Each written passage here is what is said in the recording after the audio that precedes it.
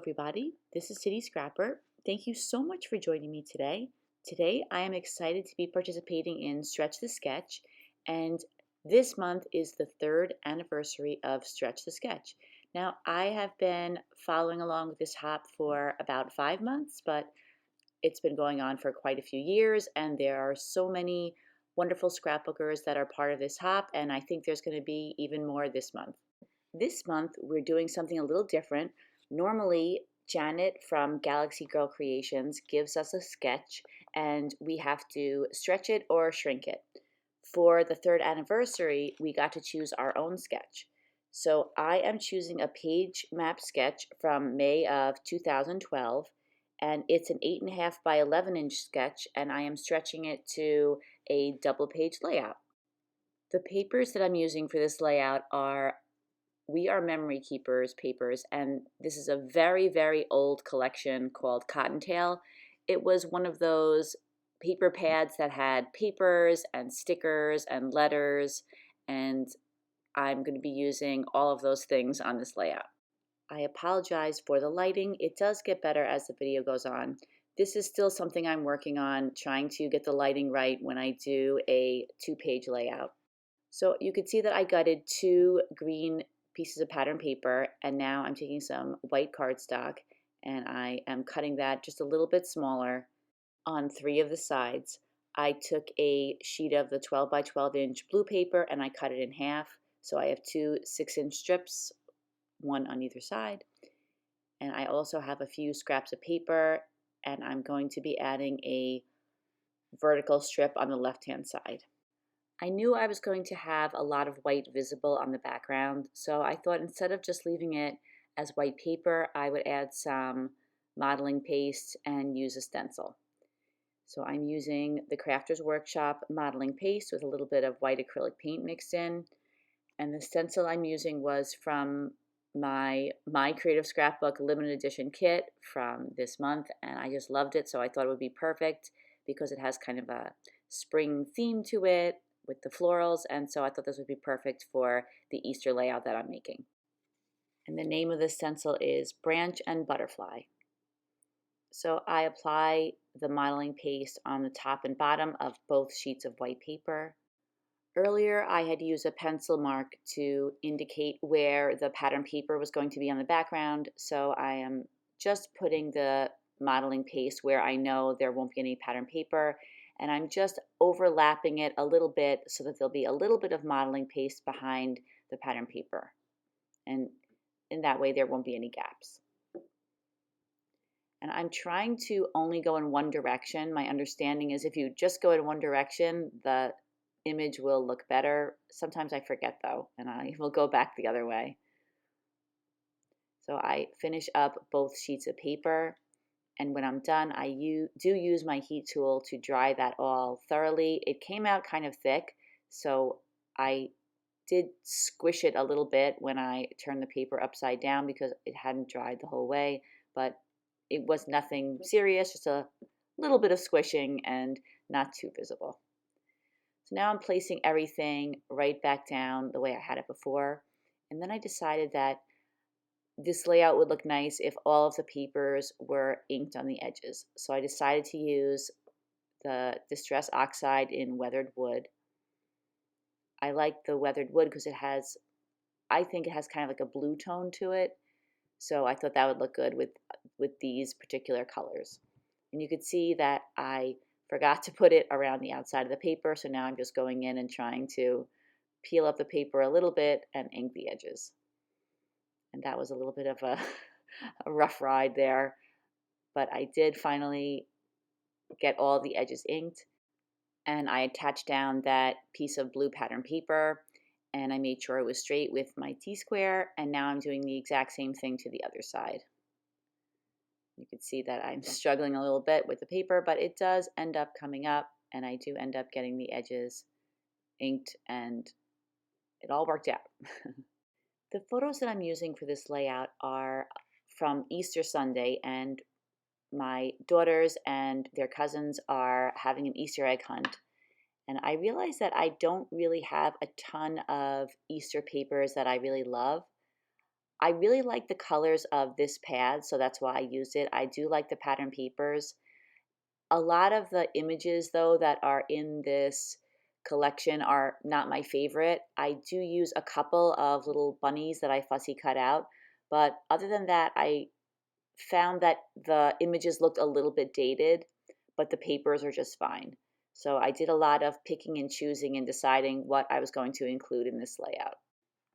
I used a border punch and I cut 4 strips of paper out of a green dotted pattern paper. And I also wanted to add this little stripe. So I cut a thin strip of the stripe, a slightly larger strip of a pink paper, and then I have the green paper there as well that I just mentioned. And now I'm using some Distress Oxide and I'm going to be just inking the edges of everything. Then I take the thin stripe strip, I lay it over the pink strip, and then I layer that over the top of the green strip. And I do that 4 times. And so now I have these borders all along the outside of the blue pattern paper on the layout. I use ATG adhesive to attach each of those down. Once everything is attached down, I'm going to begin embellishing. So first I'm putting all the border strips down, and now I'm going to be attaching all of those rectangles and my photos to the background. And as I had said, these are Easter egg hunt photos, and these are from quite a few years ago. We really just stopped doing the Easter egg hunt, even though my kids were probably a little old to be doing it. It was just such a fun tradition. We hated to let it go. Now I'm going to start to embellish. So there's that little card that says, "And the hunt is on." And I love that. I think it's a perfect title for an Easter egg hunt layout. And yet I didn't really like the font that it was in. There was just something about the way that that little card looked. I wanted to use the title, but I didn't want to use that card. But I did like this little journaling card. It's a little oval, and so I fussy cut that out. And I also, you could see, put some fussy cut bunnies on the background. I'm not sure where I'm putting those yet. And then I am including a vertical strip of paper, and I'm just going to have it in the one spot over on the left. And then I realized that I didn't put the right strips in the right places. I wanted the scallops to kind of line up, and I had just put the wrong ones on the wrong side, but I finally realized that, and that was after I walked away for a little bit, and then I came back and I was like, oh, this this isn't right. So luckily those came right up and I repositioned them, and now I'm adding a little bit of backing to that vertical strip that I'm going to be putting on the left-hand side. I'm trying to remember to ink the edges of everything before I put it down. For some reason, I am continually forgetting on this layout to ink the edges, but I do finally get everything inked. So I'm using those little tiny pieces of pink paper as a border. I didn't have too much of that paper left, so I had to just use a small piece of paper cut into 4 pieces. And then I attached one little piece to both sides of both of those pieces of paper that I'm mounting down now. And I use my T-square to make sure that the strips line up and that they look like one large strip. Now I'm constructing the title, and I am going to use that title, "The Hunt is On," but instead of using that little card, I'm using the stickers that are in the collection. I looked through my stash to try to find some other stickers, but I couldn't find anything. So I used the small pink stickers and then the larger chipboard stickers. And like I said, those were all in the pad, so that was pretty handy. Now I'm using some self-adhesive pearls, and they're strips of pearl, so I'm just cutting the strips into individual pieces, and I'm putting a pearl on every one of those little scallops along the way.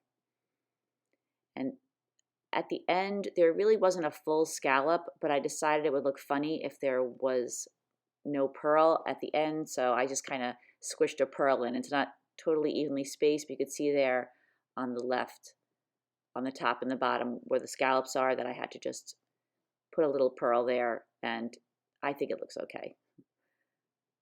So now I am arranging the letters And I want those pink letters to be a little wonky, not quite lined up, but then I'm lining up the is and the on.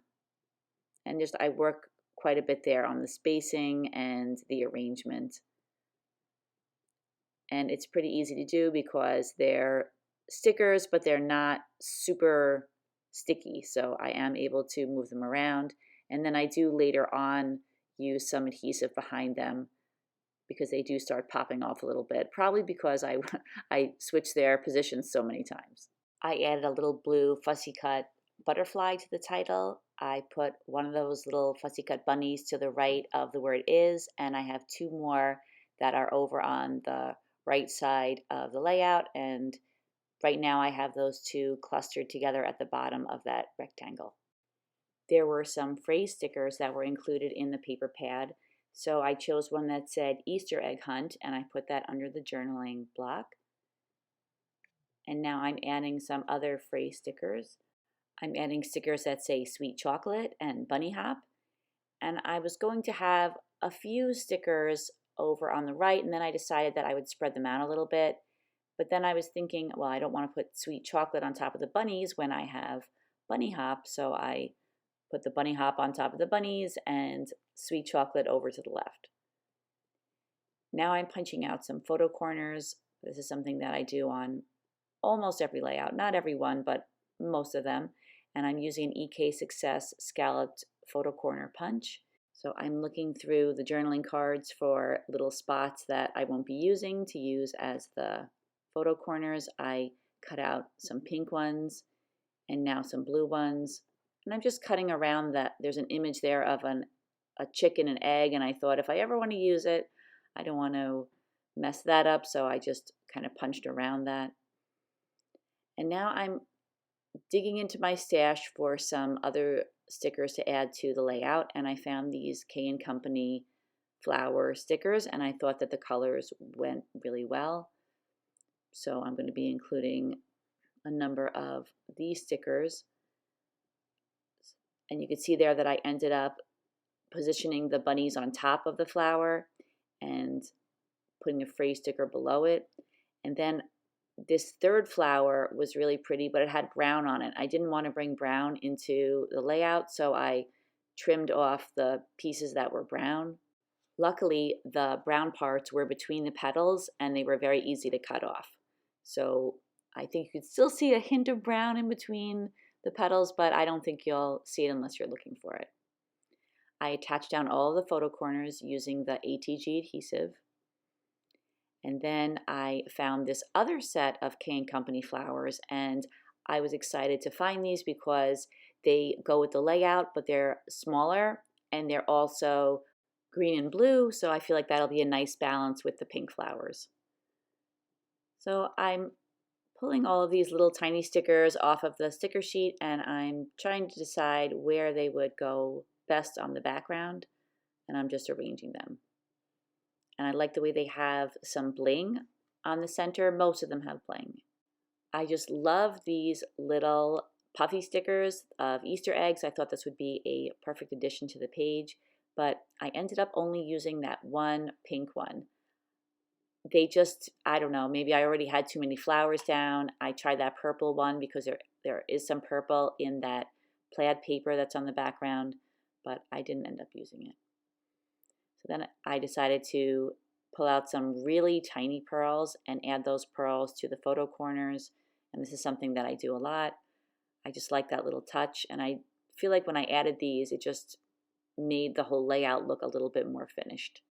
I love adding the pearls in different sizes, and I love having a little bit of detail on those photo corners. And then once I had all of the pearls on the photo corners, I was thinking that I don't have any ribbon on this layout so far. So I decided to add a few bows to the background. And I love these bows. I got them in a lot on eBay. Somebody was getting rid of a whole bunch of bows that they had been using, I guess, for hair accessories. So I got a whole bunch of white ones and black ones, and I really like adding these little bows. I like that little touch. As I had mentioned, most of the flowers have bling in the middle, but there were a couple that didn't have anything. So I'm just adding a little pearl to the centers of them. And you may have already noticed, but I realized that that journaling spot was upside down. The large space is usually on the top, and I didn't notice that, so I switched that around. And then off camera, I added a little scallop to either side of that vertical strip and 2 tags with some twine on top. And that completes the layout. Thank you so much for watching, everybody. Here are some close-ups of the layout. I hope if you like this video, you'll give it a thumbs up. And please take a look in the description box. There are links to all of the other scrapbookers who are playing along with this special 3rd anniversary of Stretch the Sketch. Many thanks to Janet Fritz from Galaxy Girl Creations. She is the mastermind behind Stretch the Sketch. I hope that everybody has a great day, and I hope to see you all again soon. Take care, everybody. Bye-bye.